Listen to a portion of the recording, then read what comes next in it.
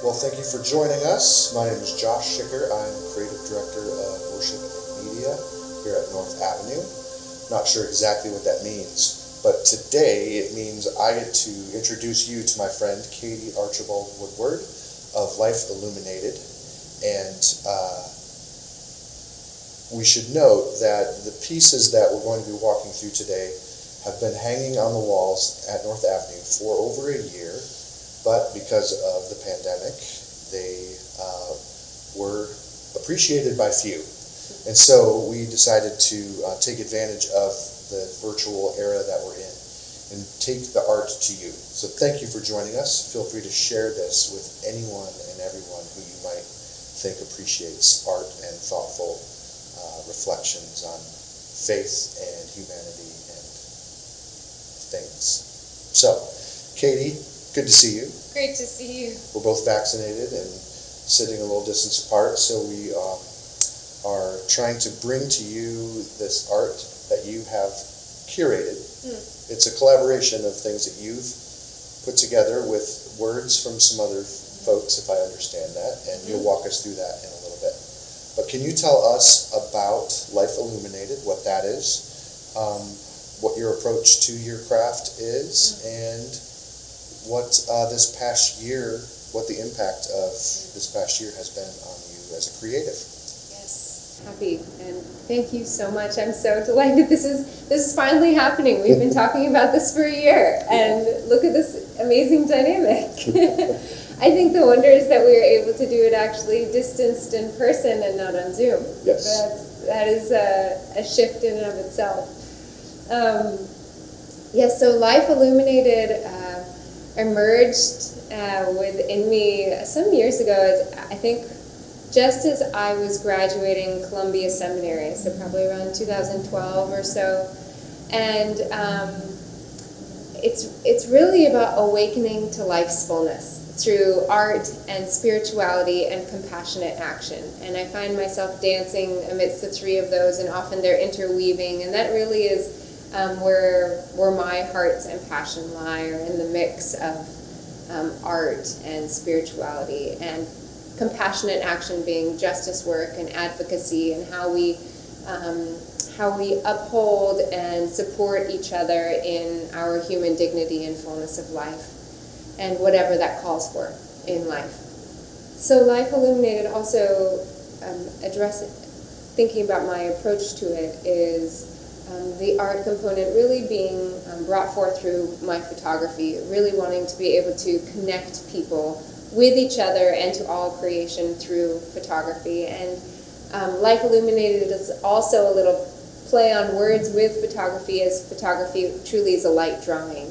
And in my mind, it's this gift that God brings, where a moment is illuminated. That I find I'm either struck by the moment, or I sense that something could emerge in the moment, so I wait till the moment where it's time to make the image. But it's always this lovely little dance with God and all the elements, and creating this light drawing that really is this opportunity for us to, when we see it, to awaken to life, but also it's life being made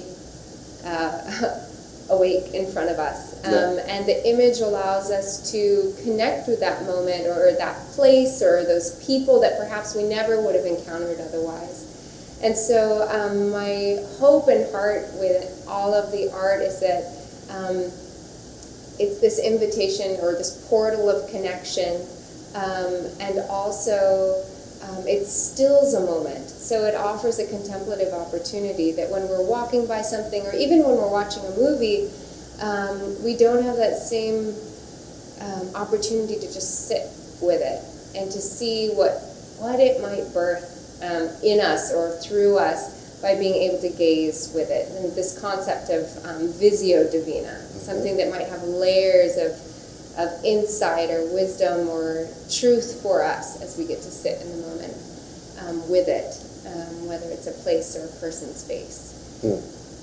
And then, yes. Yeah, well, I was going to say, how has this past year shaped that process? That's interesting. Like, if ever there was a contemplative, introspective year for people in our place in the world and life, it was this past year in a lot of ways.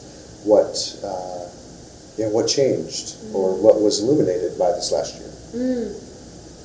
I think if anything, well, first at the beginning of the pandemic, I remember feeling so much gratitude that I was surrounded by photographs of places I had been,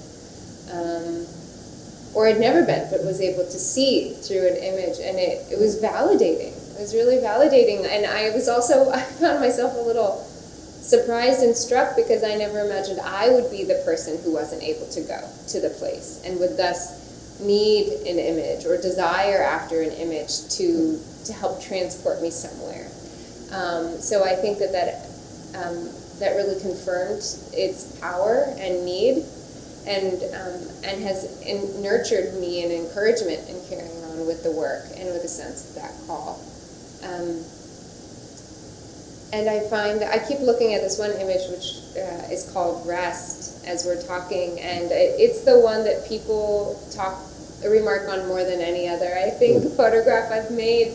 And I think it confirms this need within us for that stillness, for that pause, for a sense of tranquility and true rest. And it's one of the few pieces I also have in my own home. And it's through other people telling me that it provides them rest, that then it's a way I can then connect with the art. So often for me as the creator or co-creator of the art, I don't have as easy a time entering into it, I think, because I'm still seeing it from my artist perspective. Sure. And it really helps to have the conversation of other people remarking how it affects them that allows me to then enter in. So I think the other beauty of the art is that it is a collective experience, or it can be. Well, we'll get to this piece that we're looking at in a little bit, and you'll be able to take some time with it. But one last thing I've noticed on social media recently for Life Illuminated, that you opened a shop in Market somewhere. Can you tell us about that? Oh, I'd be delighted. This is such a joy, and talk about an added layer of joy because of the pandemic. It has meant so much to me to have a space at Westside Market, Toco Hills, which is a shopping center on North Druid Hills between La Vista and Claremont. And it's a wonderful market for 100 different artists and vendors, local Atlanta people. And I have a wall within one of their stalls. And it has meant so much to me to have my art in a physical space, in a place that I can go myself and just be there, and potentially talk to people who are walking by, and to invite people to. I've wanted this for a long time and had my art up in various coffee shops around the city, and other galleries. But to have a place where other people can immerse in the art and then also bring it into their own life, to take it home, or to give it to somebody else. The other thing that I offer there are what I call paper planes, which are my greeting cards. Okay. And it's the opportunity for somebody to send their loved one to somewhere, send them on their own trip, connect them with another part of the world. So, yes, there I have framed art and my paper planes, and I'm having a few events there over the next few months, and if it keeps going well, I'll stay on. So we'll Great. see. I'm glad to hear that there's artists making new things happen even in this season. So we're going to shift to a different space for our conversation, and we'll be showing you the pieces of art and the text that has accompanied them through Katie's creative eye. So join us for this walk through the gallery. Okay, Katie, take us through this first piece. So this piece is called By the Light of the Moon, and I made it in the Judean wilderness in Palestine. So it's considered the West Bank, which means the western bank of the Jordan River, and it's to the east of the state of Israel. And it was on a wilderness hike that I went on with one of my friends, Osama Nicola, who's a Palestinian Christian tour guide who lives in Bethlehem. And I think this experience was one of the most wondrous of my life. We went out to the desert on a full moon, and I watched the moon rise. No. First, we watched the sunset. Then we watched the moon rise. Then we watched the moon set. Then we watched the sunrise. I mean, and just to see those rhythms of the earth was marvelous. It's amazing. Marvelous. But perhaps God needs the longing, wherever else should it dwell, which with kisses and tears and sighs fills mysterious spaces of air, and perhaps is invisible soil from which roots of stars grow and swell, and the radiant voice across fields of pardon which calls to reunion there. O my beloved, perhaps in the sky of longing worlds have been born of our love, just as our breathing in and out builds a cradle for life and death. We are grains of sand, dark with farewell, lost in birth's secret treasure trove. Around us already, perhaps future moons, suns, and stars blaze in that fiery wreath.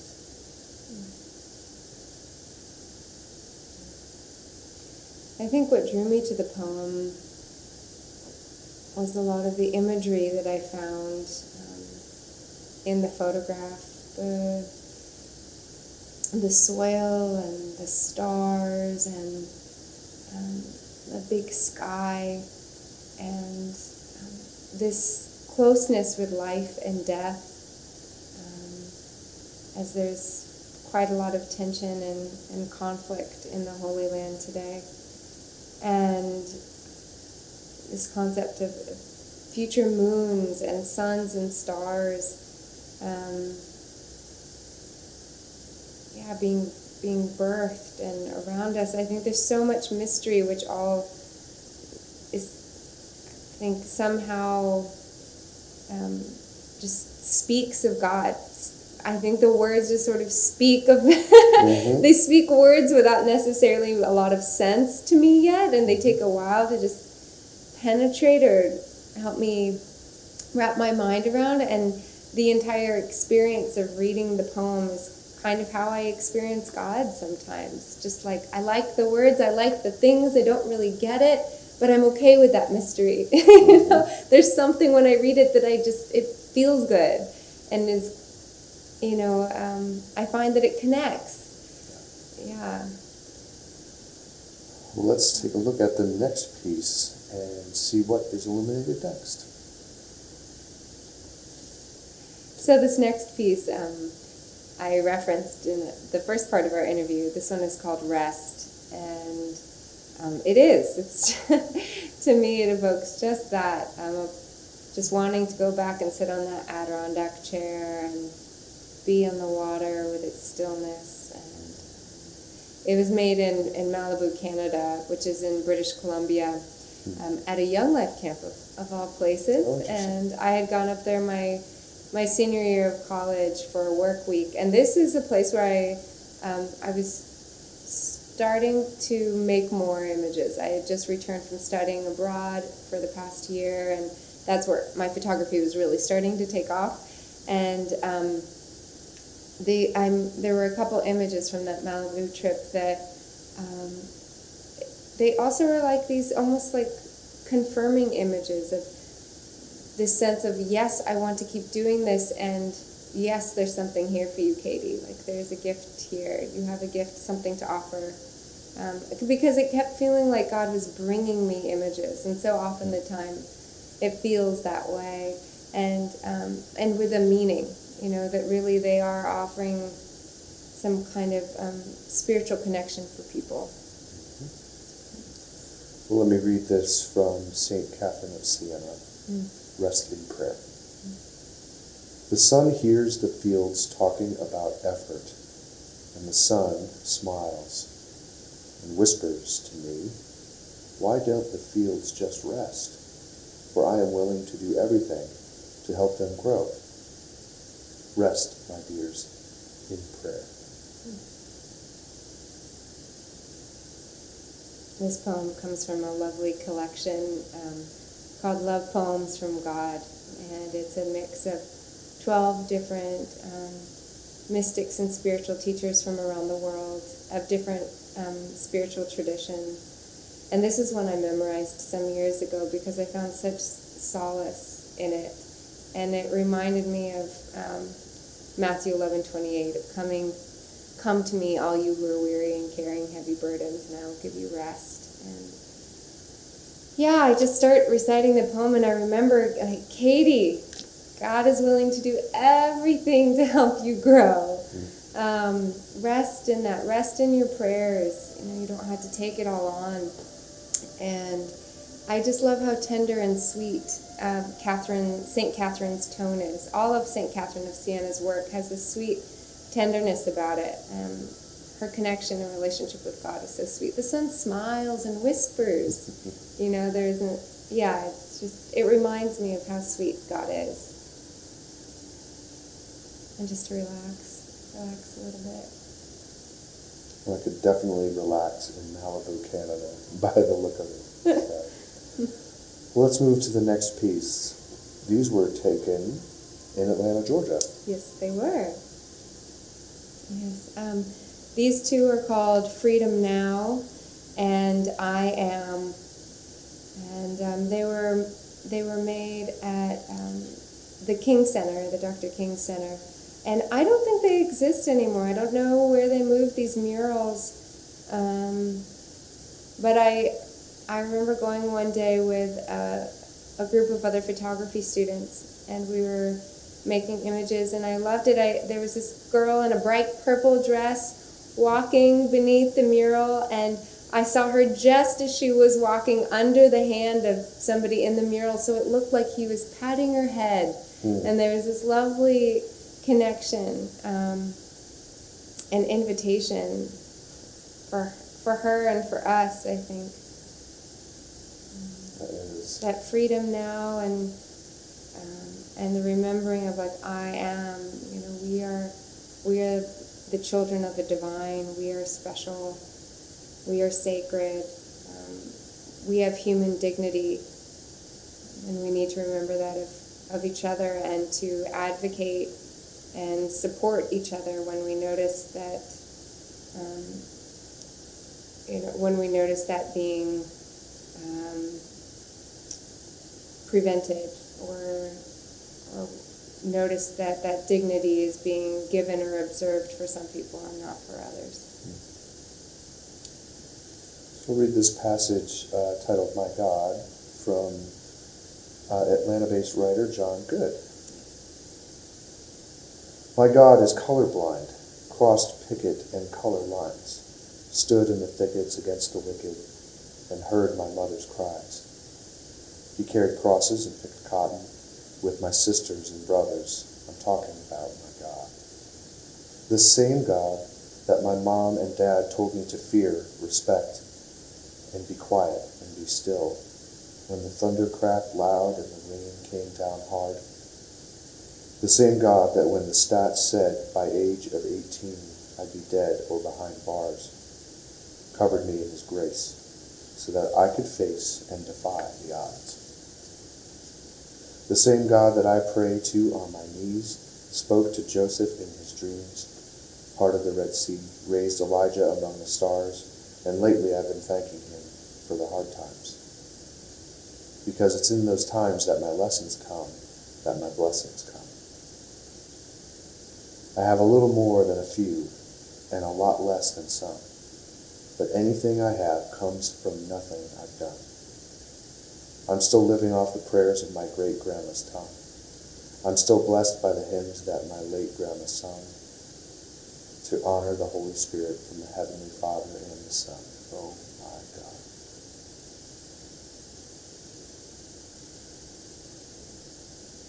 How did you find this particular author in this passage?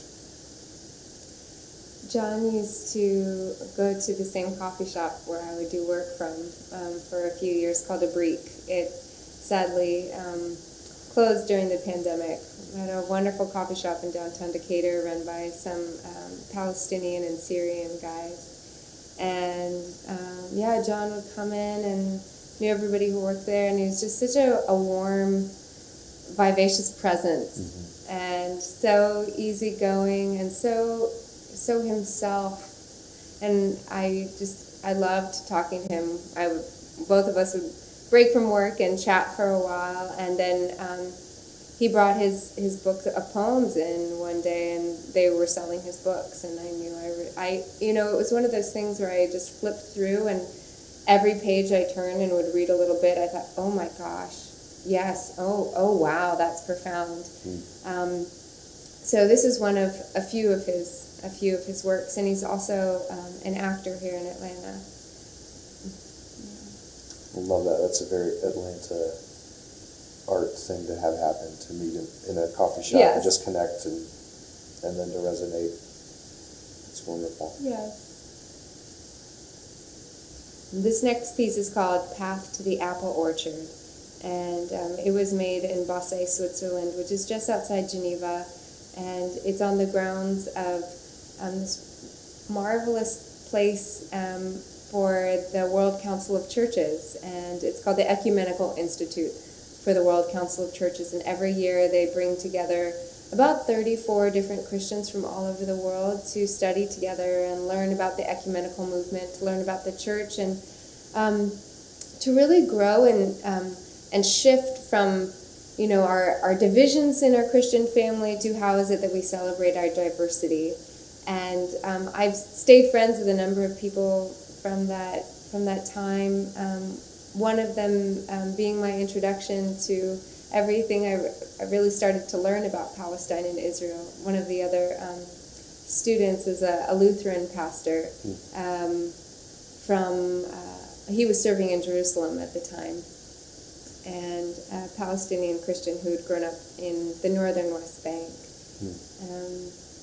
And it was just wonderful and wondrous to be in this place with all of these Christians from all over the world, to be learning about our different traditions and how big God is, how many ways we can worship God and come to know God, and to see God's emanations in so many different kinds of people. And here we were in this quite idyllic natural space with fields and Lake Geneva and the Alps, and I think there was a sort of quality of a peaceful heaven there, and we had our own squabbles and challenges, but there really was this beautiful taste of hope and harmony living there, and perhaps this photo is a reflection of that, these like hints of light on the path, and the sun breaking through the dark clouds, and so I also paired it with this poem, which is one of my favorites, called For a New Beginning. Well, let me read that for us now. In the out-of-the-way places of the heart, where your thoughts never think to wander, this beginning has been quietly forming, waiting until you were ready to emerge. For a long time it has watched your desire, feeling the emptiness growing inside you, noticing how you willed yourself on, still unable to leave what you had outgrown. It watched you play with the seduction of safety, and the gray promises that sameness whispered. Heard the waves of turmoil rise and relent, wondered would you always live like this? Then the delight, when your courage kindled, and out you stepped onto new ground, your eyes young again with energy and dream, a path of plenitude opening before you.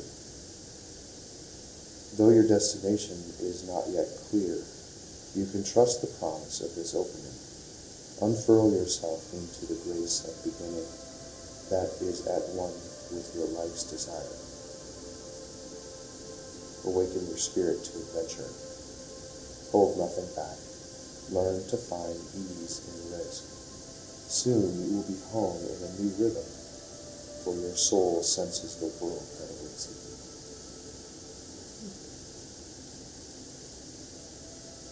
It definitely has a lot of hopefulness in it, like you mentioned, the light falling on the path or on the earth there in the image. Awaken your spirit to adventure. Hold nothing back. Learn to find ease in risk.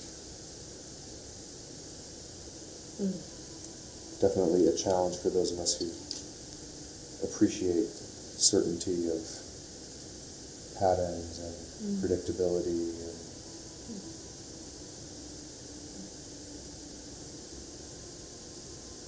Yeah, I find so often, I think I'm drawn to this poem because I want it so much. The hold nothing back. Oh, I want to try that. And there is always this like resistance of, can I really? So I keep the poem with me and around me, and with the hope that, yeah, I'll be able to enter into that courage at times, perhaps. I hope.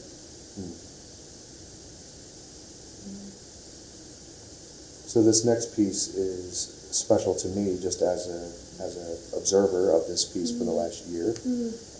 If I remember right, this was hanging in a coffee shop where we used to run into each other as well. And I went to a college called Hope College, and so that word always has special meaning to me.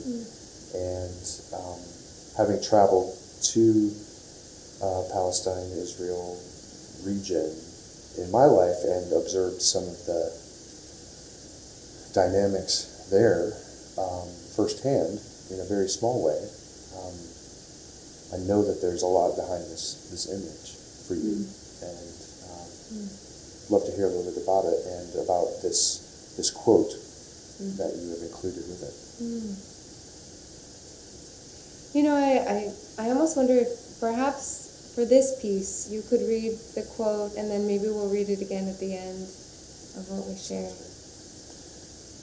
Hope. The most important thing is that we must not give up hope. People ask us, how do you hope in this hopeless situation? My answer is that, as a Christian, my hope does not come from a human being, does not come from a state, does not come from a powerful quote-unquote Christian cities and Christian countries. My hope comes only from our Lord, Jesus Christ. That was a quote from my friend who I mentioned was the Palestinian Lutheran minister who I'd met in Switzerland.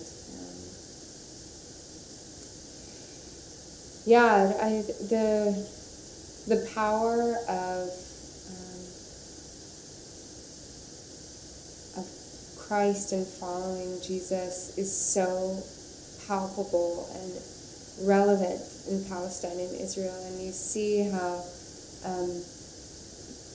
the sense of connection to the all-loving, all-powerful God is what keeps people resilient and strong in the midst of so much struggle and conflict. And this image was made in Hebron in Palestine, which is just south of Bethlehem, and it's where Abraham and Sarah were buried. And today it is one of the most contentious and acutely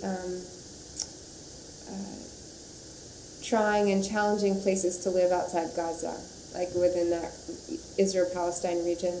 There's a lot of clashing and conflict between some people who are living there illegally, who are Jewish Israeli settlers, and also the local Palestinian people.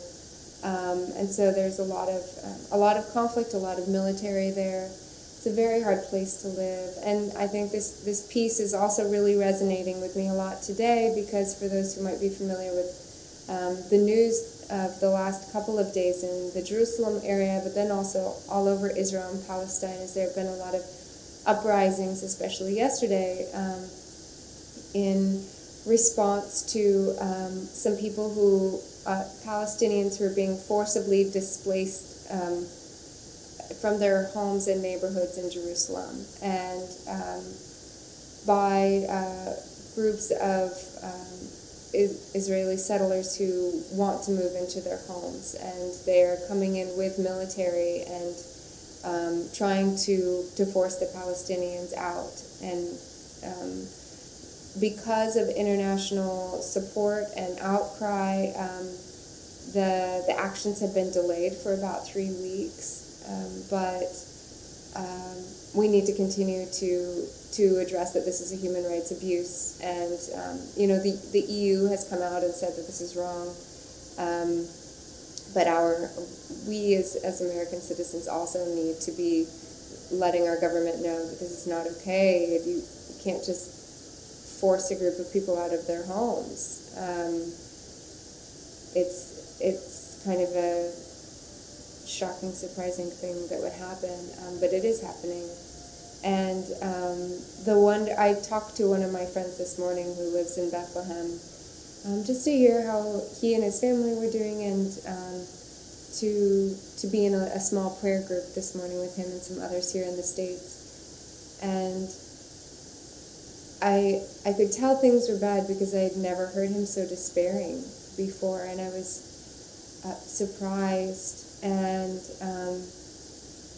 I'm also continually struck by how resilient he is, and his determination to stay in Bethlehem amidst the conflict. I hear him, there's a sense of, why should he have to leave his land? He doesn't want to leave.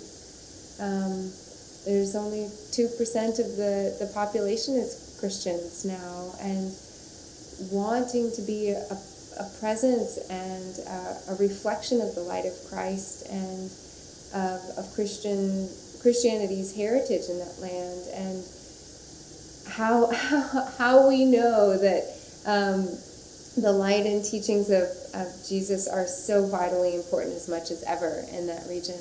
And I can see how following Jesus keeps him at least as grounded as he can be. And even heard him say we have to be, feeling this anger of the situation and saying enough is enough. We can't live this way anymore.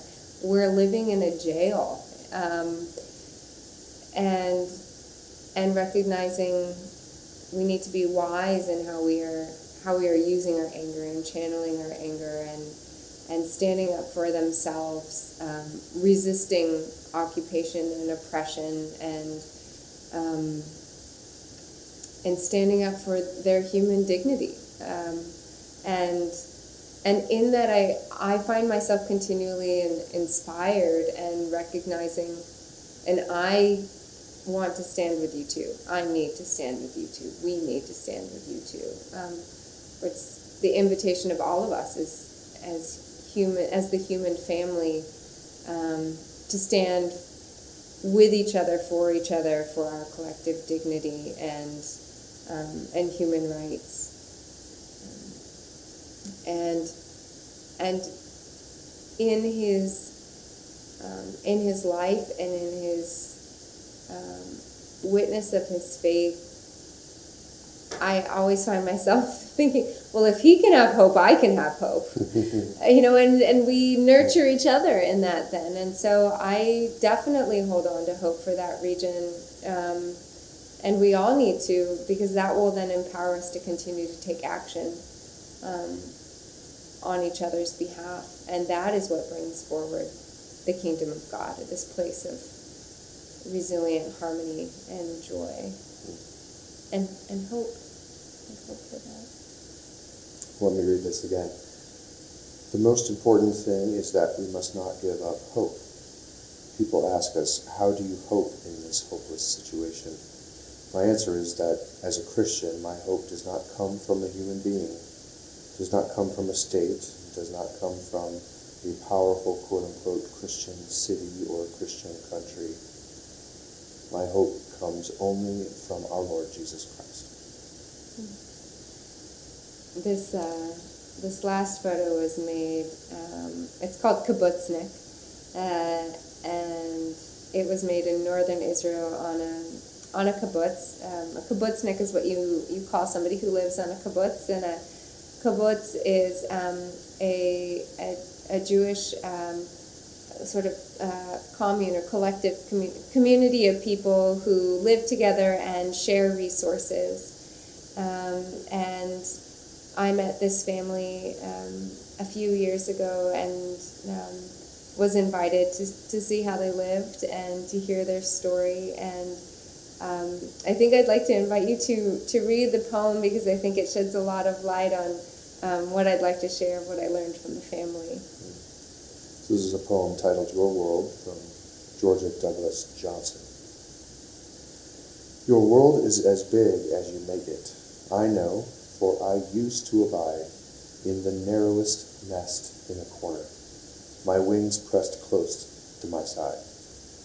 But I sighted the distant horizon where the skyline encircled the sea, and I throbbed with a burning desire to travel this immensity. I battered the cordons around me and cradled my wings on the breeze, then soared to the uttermost reaches with rapture, with power, with ease. So the father in this photo had shared with me that he'd also grown up on a kibbutz, and all he'd known was sort of this cloistered communal life. And then at 18 went to UCLA in California for college, and his world was opened. And he was introduced to so many things he had no idea existed. And then moved back to Israel, and it just offered some new perspective for him. And at the same time, I heard this tension between, what he had seen and also the fact that he hopes that the military occupation will end, that his children will not have to go into the Israeli Defense Force as he went in, but he's not sure if and how that would actually happen. And as I heard that as an outsider, I too felt this tension. I felt this heartache of, well, surely there are ways this could end. And also this hope that I hear in this poem of there's this desire that you can see, this distant horizon where people can live in peaceful coexistence and harmony. And I guess I hear in his voice, and I hear in my heart, and of the voices of everybody in that region, of wanting to fly, to travel the immensity, to experience what it's like to have that fullness of freedom and soar on that breeze with that rapture and that power and that ease. And as I look at this image and I see the tenderness between the daughter and the father, and I hear this poem, I guess if I'm, for me personally as the artist, I think it really reflects my own hope for the region of, that every family can feel and experience just these tender moments with their children, and to fly, to feel freedom, to feel ease with each other, in that harmony and in that peace. I think in a lot of ways, each of your pieces that you've walked us through today have expanded our horizon a little bit and have brought some light into those corners. And you've shared your heart for different people in the world and for different regions, and thank you for sharing that with us. Thank you so much for inviting me. It's been such an honor and a gift. Yeah. Well, there's obviously a whole lot more to Katie than these few pieces, but you can find out more by searching for Life Illuminated, and also then the shop that you have at the Westside Market in Toco Hills. Yes. So, thank you again for allowing us to visit your art during the strangest of times. It has just been such a gift. Thank you. Thank you. And thanks for joining us.